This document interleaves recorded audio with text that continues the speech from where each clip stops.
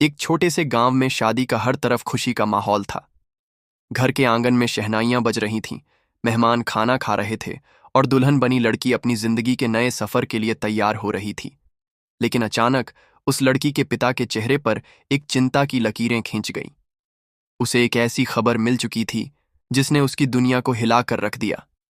फिर तुरंत अपनी बेटी को दुल्हन के रूप में ही लेकर के डीएसपी पूनम पांडे के ऑफिस में पहुंच जाता है और डीएसपी पूनम पांडे के सामने वह रोने लगता है और कहता है कि हे मैडम, आप मेरी बेटी की इज्जत बचा लीजिए। तब डीएसपी पूनम पांडे पूछती हैं, आखिर बात क्या है? तुम इतने ज्यादा परेशान क्यों हो? इस दुल्हन को इस ऑफिस में लेकर क्यों आए हो? और तुम्हारी बेटी की इज्जत को भला क्या हुआ है? फिर वो व्यक्ति चिल्ला चिल्ला कर रोने लगता है और कहता है कि मैडम जी, मेरी बेटी की आज शादी थी और आज मेरी बेटी की इज्जत लुटने वाली है, इसलिए आज मैं अपनी बेटी को शादी मंडप से लेकर के आपके पास में आया हूं। अब आप पर ही विश्वास है, हमारी मदद आपके अलावा कोई नहीं कर सकता। तब उस व्यक्ति के कहने पर डीएसपी जो महिला थी वह पूछती हैं, आखिर हुआ क्या है, पूरी बात हमें बताओ, तभी तो हम तुम्हारा मदद कर पाएंगे। तब वह व्यक्ति डीएसपी पूनम पांडे को सारी बात बताता है। पूरी बात सुनने के बाद डीएसपी पूनम पांडे के रोंगटे खड़े हो जाते हैं और एकदम से दंग रह जाती है और सोचती है, अभी भी इस देश में इस प्रकार के दरिंदे हैं। फिर डीएसपी पूनम पांडे वहां पर एक्शन लेने जाती है तो इनके साथ एक ऐसा काम किया जाता है जिसे देखने के बाद आपके पैरों तले जमीन खिसक जाएगी। दोस्तों, इस कहानी को पूरा बताने से पहले आपसे वही हमेशा अपील रहती है कि चैनल पर अगर आप नए हैं तो चैनल को लाइक और सब्सक्राइब करना बिल्कुल ना भूले। चलिए अब कहानी को विस्तार से समझते हैं। एक गांव में एक बड़ा ही दबंग आदमी रहता था। उसकी दबंगई का मकसद यह था कि पूरे गांव में उसी की चलती थी। गांव के लोग डर के मारे उसी की बात मानते थे। जो गरीब और कमजोर लोग थे उन पर उसका पूरा दबदबा रहता था। जब भी गरीबों लोगों को पैसे की जरूरत होती वह उन्हें पैसे तो दे देता था, लेकिन बदले में उनसे अपने खेतों और घरों पर मजदूरी करवाता था। उसकी वजह से गांव के गरीब लोग उसके मजदूर जैसे बन गए थे। दबंग आदमी अपनी मनमानी करता था और गांव वालों को उसकी हर बात माननी पड़ती थी। गांव वाले उसका कुछ नहीं कर पा रहे थे। उस गांव में उसको जो भी लड़की अच्छी लगती थी उसके साथ गलत हरकतें करता था। उस गांव में कोई भी सुंदर लड़की दिख जाती थी तो वह उसी समय उसको अपने घर पर बुला लेता था। जब लड़की उसके साथ नहीं जाना चाहती थी तो जबरन उसको ले जाता था। उस लड़की के साथ गलत हरकतें किया करता था। उसको उसके गांव वाले कुछ नहीं कर पा रहे थे। इतना ज्यादा गुंडागर्दी था। उसके गांव में केवल उसकी ही चलती थी। उसके गांव के लोग डर की वजह से उसकी ही बात माना करते थे। वहीं पर वह व्यक्ति जो गरीब वर्ग के लोग थे उन लोगों पर वह अपना पूरी तरीका से अधिकार कर लिया था। वह उस गांव का मालिक बनकर रहता था। उस गांव में उसके बिना परमिशन के कोई काम नहीं होता था और सभी गांव वालों को नौकर के समान बनाकर रखा था। यूं मानिए वह अपने इशारे पर पूरे गांव के लोगों को नचाता था और इसके अलावा कोई भी गांव का व्यक्ति उसकी बात नहीं मानता था तो उस व्यक्ति के लिए वह बहुत बड़ा सजा देता था और उसके पूरा परिवार को बहुत ज्यादा परेशान करता था। इसीलिए सब लोग उससे डरते थे क्योंकि उसके पास में बहुत बड़ी पावर थी। उसके पास बहुत सारे बंदे थे। यदि कोई गरीब व्यक्ति उसके खिलाफ जाने की कोशिश भी करता तो उसे वह पकड़ करके गांव के चौराहे पर सभी लोगों के सामने सजा देता था। इसलिए डर की वजह से कोई भी उसके खिलाफ नहीं जाता था। उसने अपना खुद का नियम बनाकर रखा था जो हर शादीशुदा लड़की के लिए एक बुरे सपने से कम नहीं था। जब भी कोई भी गांव में किसी लड़की की शादी होती तो विदाई होने से पहले उस दुल्हन को वह अपने घर पर बुलाता था और फिर उसके साथ में वही सबसे पहले सुहागरात मनाता था। वह अपने अपने गांव में यह ऐसी परंपरा चला करके रखा था। जब तक वह दुल्हन बनी हुई लड़की के साथ में एक रात सो नहीं लेता था तब तक उस लड़की की नहीं विदाई होने देता था। वह जबरन लड़की के साथ रात बिताता और उसके बाद ही उस जोड़े की विदाई होने देता। उसकी मर्जी के बिना कोई भी लड़की अपने ससुराल नहीं जा सकती थी। इस अमानवीय नियम ने पूरे क्षेत्र को डर और लाचारी की जंजीरों में जकड़ दिया था। उसके आदमियों का नेटवर्क इतना मजबूत था कि हर गांव और नगर में यह निगरानी रखते थे कि कौन कौन सी गांव में हम लोगों को बिना बताए शादी हो रही है, और वे यह भी सुनिश्चित करते थे कि कहीं कोई उनके खिलाफ कदम तो नहीं उठा रहा है। उसके आदमी हर गांव नगर में घूम घूम कर यह पता लगाते कि कहीं कोई ऐसा व्यक्ति तो नहीं है जो उसकी आदेश का पालन न कर रहा हो। जो भी उसकी मर्जी के खिलाफ जाने की कोशिश करता उसे बड़ी बेरहमी से सजा दी जाती थी। लोग इतने डर गए थे कि उसके खिलाफ बोलने की हिम्मत तक नहीं कर पाते थे। यह सिलसिला कई वर्षों तक चलता रहा। हर गांव, हर नगर में जब भी किसी लड़की की शादी होती, वह दबंग शर्तें थोप देता। 30 नहीं, 60 नहीं, बल्कि 140 से भी ज्यादा लड़कियों के साथ उसने गलत तरीके से संबंध बना चुका था। शादी के दिन हर परिवार के मन में खुशी की जगह डर और अपमान भर जाता था। किसी भी लड़की की विदाई दबंग रघुनाथ के मर्जी के बिना नहीं होती थी। लोग उसकी इस बेरहम हरकत से तंग आ चुके थे, लेकिन उसका प्रभाव और डर इतना ज्यादा था कि कोई भी उसका सामना करने की हिम्मत नहीं जुटा पा रहा था। जो भी उसकी बात नहीं मानता, उसका अंजाम बहुत बुरा होता था। उसका आतंक अब केवल एक गांव तक सीमित नहीं था। पूरे क्षेत्र में उसकी दबंगई का ऐसा आलम था कि लोग अपनी बेटियों की शादी से पहले ही डरने लगते थे। वे सोचते थे कि अगर उसको पता चल गया तो क्या होगा। उसकी मनमानी और उसके आदमियों की निगरानी ने लोगों की जिंदगी को नरक बना दिया था। इस तरह उसका आतंक और अमानवीय बढ़ता ही जा रहा था। लोग बेबस और मजबूर होकर उसकी हर शर्त मानते जा रहे थे। उसी गांव में एक इज्जतदार और सुलझे हुए व्यक्ति का नाम था रामस्वरूप। वह अपनी ईमानदारी और खानदानी प्रतिष्ठा के लिए जाने जाते थे। रामस्वरूप के जीवन की सबसे बड़ी खुशी उसकी बेटी राधा थी, जो अब धीरे धीरे जवान हो रही थी। राधा सुंदर, संस्कारी और अपने पिता की परछाई थी, लेकिन रामस्वरूप के लिए यह खुशी एक बड़ी चिंता बन चुकी थी। लेकिन उस गांव में वह दबंग व्यक्ति था जो अपनी ताकत और क्रूरता के लिए मशहूर था। उसके पास इतना पैसा और शक्ति थी कि गांव का हर व्यक्ति उससे डरता था। वह गरीबों को सताने और गांव की महिलाओं की इज्जत से खिलवाड़ करने में पीछे नहीं हटता था। उस दबंग का आतंक ऐसा था कि पुलिस भी उसके खिलाफ कार्रवाई करने की हिम्मत नहीं करती थी। रामस्वरूप हर रोज अपनी बेटी राधा को देखकर डर से सहम जाते थे। उसकी एक ही चिंता थी कि अगर उस दबंग की नजर मेरी बेटी पर पड़ गई तो वह उसकी इज्जत बर्बाद कर देगा। यह डर उसकी नींदें उड़ा चुका था। एक दिन शाम को जब रामस्वरूप चुपचाप घर के बाहर बैठे थे, उनकी पत्नी जानकी ने उन्हें परेशान देखा। वह उनके पास आई और पूछा, क्या बात है जी, आप इतने परेशान क्यों रहते हैं? राधा अब जवान हो गई है, हमें उसकी शादी के लिए अच्छा घर देखना चाहिए। उसकी उम्र निकल रही है और हम पर उसकी जिम्मेदारी है। रामस्वरूप यह सुनते ही फूट फूट कर रोने लगे। वह अपनी पत्नी से बोले कि तुम्हारी बात सही है बेटी, हमारी जवान हो चुकी है, उसका विवाह करना हमारी सबसे बड़ी जिम्मेदारी है। लेकिन मेरी चिंता सिर्फ यह नहीं है कि उसकी शादी कैसे होगी। मेरी असली चिंता यह है कि शादी के बाद अगर वह दबंग ने उसकी इज्जत पर हाथ डाल दिया तो हम क्या करेंगे? फिर रामस्वरूप की यह बात सुनकर उनकी पत्नी का दिल भी बैठ गया। उसने उदासी भरे स्वर में कहा, हम गरीब और कमजोर लोग उसकी ताकत के आगे कुछ नहीं कर सकते। अगर उसकी बात नहीं माने तो उसने लोगों को कैसी कैसी सजा दी है, यह सब हमने देखा है। हम तो जैसे उसके गुलाम बन गए हैं। उसके पिता रामस्वरूप और उसकी पत्नी दोनों इस चिंता में डूबे रहते थे कि पुलिस जो है उसी के यहां पर आती है। जैसा वह कहता है पुलिस वैसा ही करती है। यदि ऐसे हालातों में यदि हम पुलिस के पास में जाएं तो पुलिस भी हमारी क्या मदद करेगी, क्योंकि पुलिस यहां की खुद उससे डरती है। ये सोचकर वह भी बहुत ज्यादा परेशान हो जाते हैं और सोचते हैं कि आखिरकार अब जो आगे होगा वह सब कुछ देखा जाएगा। अब धीरे धीरे करके अपनी बेटी की विवाह की व्यवस्था करने लग जाते हैं। शादी की जब पूरी तरीका से व्यवस्था करता है और शादी की जब तारीख तय हो जाती है तो कुछ दिन बाद बारात आने वाली थी और इसके पिताजी अपनी बेटी की बारात वालों की खाने पीने की तैयारियां करा रहा था। चारों तरफ से खाने होने की तैयारियां चल रही थीं।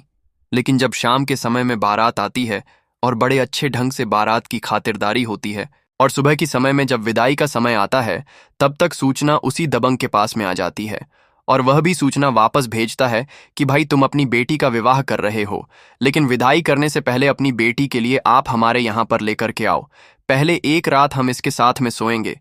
जब इस सूचना के लिए वह लड़की का पिता सुनता है तो एकदम से उसका कलेजा दहल जाता है और वह मन में सोचने लगता है कि आखिरकार अब मैं क्या क्या करूं, खुदकुशी कर लूं या फिर आत्महत्या कर लूं, या फिर मैं अपनी बेटी के लिए हमेशा हमेशा के लिए खत्म कर दूं।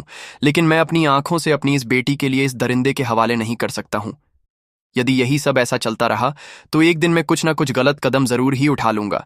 तब सभी लोग उसके लिए समझाते हैं कि देखो भाई, आखिर मजबूर है, हम लोग कर भी क्या सकते हैं, अब तुम कोई भी गलत कार्य मत करो। तब उसके दिमाग में एक बात आती है और वो तुरंत अपनी बेटी के लिए उसी दुल्हन के रूप में अपनी मोटरसाइकिल पर सवार होकर के तुरंत शहर में आ जाता है और शहर में थाने भी नहीं जाता है। वह सीधे ही महिला डीएसपी ऑफिस में पहुंच जाता है। जो महिला डीएसपी थी, जिसका नाम पूनम पांडे था, वह महिला अपने कार्य के लिए बहुत ज्यादा सशक्त थी। अपने कार्य बड़े निष्ठा भाव के साथ में करती थी और समाज का काम तो इस प्रकार से करती थी जैसे मानो कि वह स्वयं का ही काम कर रही हो। इस वजह से वह लोगों की नजर में बहुत ज्यादा विकसित हो गई थी। जब पुलिस कार्य नहीं करती थी तो महिला डीएसपी के पास में जब शिकायत पहुंचती थी तो पुलिस आगे आगे भागती थी, क्योंकि महिला डीएसपी जो थी, बड़ी ईमानदारी के साथ में वह कार्य किया करती थी और वह इस बात के लिए सोच रही थी पूरे जिले में मैं तैनात रहूं और वह क्राइम का नाम और निशान हमेशा हमेशा के लिए मिटा दूं। बस महिला डीएसपी का इसी बात पर फोकस था। जब राम स्वरूप महिला डीएसपी के पास जाता है तो महिला डीएसपी वह अपने ऑफिस में बैठकर रिपोर्ट्स देख रही थी। तभी वहां पर राम स्वरूप को देखती है तो उसके चेहरे पर डर और आंसुओं का सैलाब था। वह डीएसपी के सामने घुटनों के बल बैठ गया और हाथ जोड़कर गिड़गिड़ाने लगे कि मैडम जी, मेरी बेटी की इज्जत बचा लीजिए, आज मेरी बेटी की जिंदगी खतरे में है। डीएसपी जो अपने सख्त रवैये के लिए जानी जाती थी, वह यह दृश्य देखकर चौंक गई। उन्होंने गंभीर स्वर में पूछा, भाई, ऐसी कौन सी बात हो गई है जो तुम इस तरह मेरे ऑफिस में आकर घुटनों के बल बैठ गए हो? क्या घटना हुई है? कौन तुम्हें और तुम्हारी बेटी को परेशान कर रहा है? बताओ बिना डरे सब। सच सच बताओ। तो उसके पिता रोते रोते कहने लगे कि मैडम जी, मैं एक गरीब आदमी हूं, मैं ईमानदारी से अपनी जिंदगी जीता हूं। मेरी एक ही बेटी है, राधा। उसकी शादी बड़े अच्छे तरीका से हुई है, अच्छे तरीका से बारात आई है और बारात की भी मैंने खातिरदारी बड़े बढ़िया ढंग से की है। इसके साथ फेरे भी हो चुकी है, विवाह जो है पूर्ण तरीका से हो चुका है। लेकिन मैं अपनी बेटी की इज्जत बचाने के लिए, इसकी इज्जत कहीं दांव पर ना लग जाए, इसलिए मैं आपके ऑफिस में आपके पास आया हूं।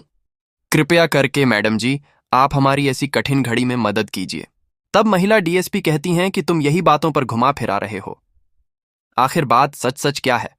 सच सच बात हमें बताओ। तब वह व्यक्ति मैडम के सामने बैठ करके बताने लगता है कि हे मैडम जी, हमारे गांव का, हमारे यहाँ का जो दबंग व्यक्ति है, हमारे गांव में जितनी भी लड़कियों की शादी हो जाने के बाद में जब विदाई होती है, तब वह दरिंदा अपने यहाँ पर बुलाकर के विदाई से पहले बेटियों की इज्जत लूटता है, उनकी इज्जत के साथ में खिलवाड़ करता है। उस पिता के मुख से जब यह बातें महिला डीएसपी पूरी तरीका से सुन लेती है तो महिला डीएसपी का पारा काफी हाई हो जाता है।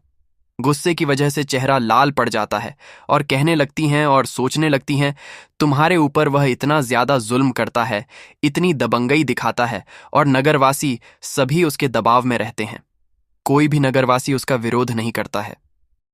तब वह पिता कहते हैं कि हे मैडम जी, विरोध तो हमारे नगर के बहुत से लोगों ने किया, लेकिन उन लोगों के लिए उसने अपने आदमियों से कह करके चौराहे पर उल्टा लटका करके ऐसी ऐसी मार लगवाई है कि उनका बचना भी दुर्लभ हो गया है। उनका ट्रीटमेंट भी डॉक्टर लोग करने से मना कर रहे हैं। वह दरिंदा विरोध करने वाले व्यक्ति के लिए ऐसी कठोर सजा देता है। आखिर इतने पावर हो जाने के बाद भी उसका साधारण सा व्यक्ति कौन क्या कर सकता है? पुलिस यदि थाने से भी जाती है, वह भी उसी के पक्ष में बोलती है। यदि कोई थाने में जाकर रिपोर्ट करें तो थाने के पुलिस वाले भी उसी दबंग वाले के पास में बैठते हैं, उसी के साथ भोजन करते हैं और उससे मिलकर के बातचीत करके पुनः वापस अपने थाने के लिए लौटकर चले जाते हैं। कहीं से कहीं तक हमारी मैडम जी सुनवाई नहीं होती है, इसलिए सभी लोग चुपचाप रह करके अपनी अपनी बेटियों की शादी करते हैं और विदाई से पहले हर बेटी को उसके घर भेज देते हैं। तब उसके बाद में वह कहीं विदाई होने देता है। जब उस पिता के मुख से महिला डीएसपी इस बातों के लिए सुनती है तो आश्वासन देती है कि हे भाई, आप चिंता मत करो, मैं तुम्हारी पूर्ण तरीका से मदद करूंगी। आप अपनी बेटी को यहीं पर बैठा दो और अपनी बेटी का जो दुल्हन का जोड़ा है वह मुझे दे दो, मैं दुल्हन बनकर उसके पास जाऊंगी। फिर दुल्हन बनकर थाने के लिए फोन लगाती है। फोन करके कहती हैं तो थाने वाले कहते हैं कि हे मैडम जी, वह बहुत बड़ा पावरफुल व्यक्ति है और उसके ऊपर पॉलिटिक का हाथ भी है, इसलिए पुलिस उसका कुछ भी नहीं कर पाती है और आप भी जब जाए तो बड़ी सतर्कता के साथ में उसके ऊपर हाथ डाले, अन्यथा कुछ भी घटना घटित हो सकती है। क्योंकि उस व्यक्ति का नेटवर्क जो है वह बहुत बड़ा है, उसका जो नेटवर्क है बहुत फैला हुआ, इसलिए कोई व्यक्ति उसका सामना नहीं कर पाता है।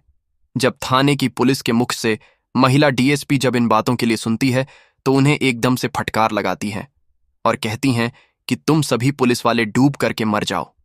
तुम्हें शर्म आना चाहिए, तुम पुलिस प्रशासन में होते हुए भी और कायरों जैसी बातचीत कर रहे हो।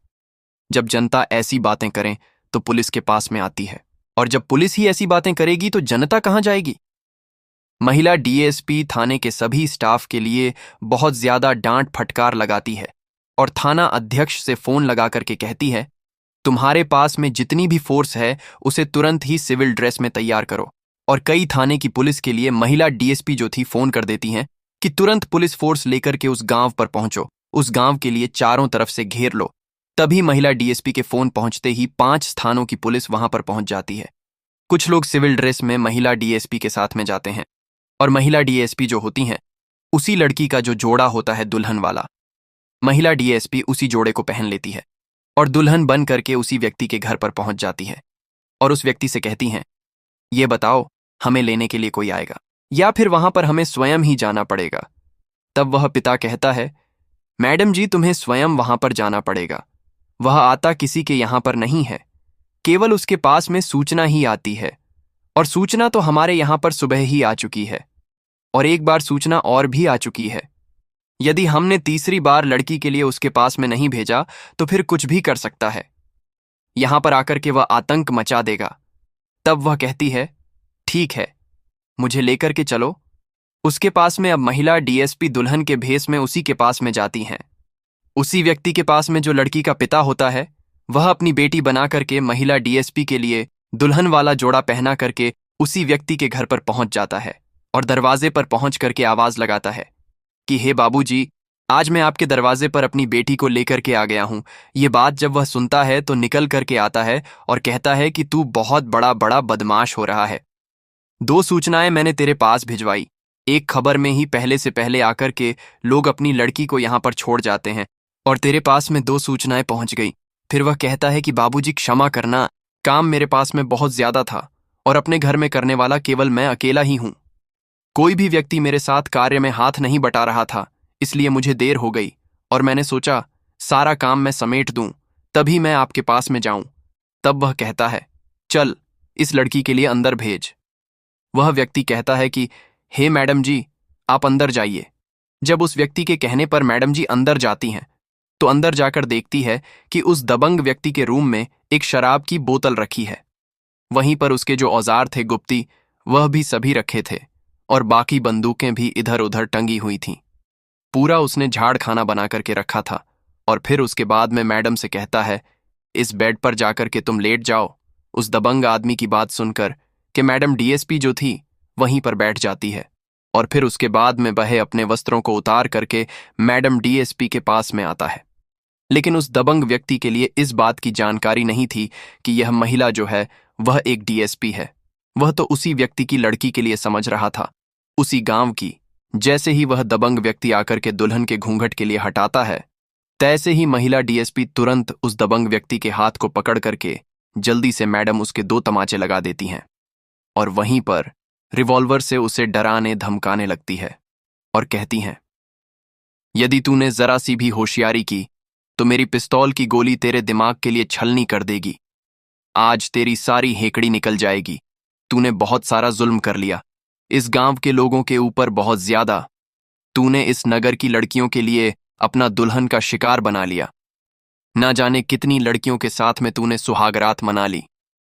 अब तेरी सुहागरात उस ससुराल में बनेगी जहां पर तेरे जैसे हजारों कैदी बंद है। इस बात को सुनकर कि बहे दबंग व्यक्ति समझ जाता है और कहता है कि हे मैडम जी, आज तुम मुझसे गलत पंगा ले रही हो और तुम्हें पता नहीं है मेरी बहुत बड़ी पावर है। कोई भी प्रशासन मेरा कुछ भी नहीं बिगाड़ सकता, इसलिए तुम मेरे लिए छोड़ दो, और तुम अपनी सलामती चाहती हो तो यहां से तुम तुरंत ही चली जाओ। तब मैडम डीएसपी कहती हैं, अब तो तुझे पता चलेगा कि आखिर अब खैर किसकी नहीं है। उसी समय पर महिला डीएसपी जो थी वह तुरंत डीएम साहब के लिए फोन करती हैं और इधर एसपी साहब से भी कहती हैं कि ऐसी ऐसी वारदात इसके पास में बरामद हुई है। तो वहां से डीएम साहब भी और एसपी साहब भी सभी लोग उसी गांव में आ जाते हैं और फिर उसके बाद में अपनी फोर्स के लिए भी वह फोन करते हैं। इधर एसपी साहब भी अपनी पुलिस के लिए आदेश करते हैं। इसके अलावा उस दबंग व्यक्ति के जितने भी पालतू कुत्ते थे उन सभी के लिए पुलिस जाकर के गिरफ्तार कर लेती है और गिरफ्तार करवाने के बाद में तुरंत महिला डीएसपी जो थी उस दबंग व्यक्ति के लिए भी गिरफ्तार करवा लेती हैं और गिरफ्तार करवाने के बाद में पुलिस की पूरी फोर्स उस गांव के लिए चारों तरफ से घेर लेती है। अब तो नगर के चारों तरफ पुलिस के हूटर ही हूटर बज रहे थे। अब उस दबंग व्यक्ति के लिए महिला डीएसपी जो थी गिरफ्तार करवा लेती हैं। उसका जो मकान होता है तब कोर्ट से आदेश लेने के बाद डीएम साहब और एसपी साहब उसे तुरंत ही जेसीबी की मदद से उसे गिरवा देते हैं। इस प्रकार से उस दबंग व्यक्ति का घर मकान सारा तहस नहस कर देते हैं। उसके बाद में उस दबंग व्यक्ति का गांव से नाम और निशान मिटा दिया जाता है। इस कहानी का अंत यहीं पर होता है।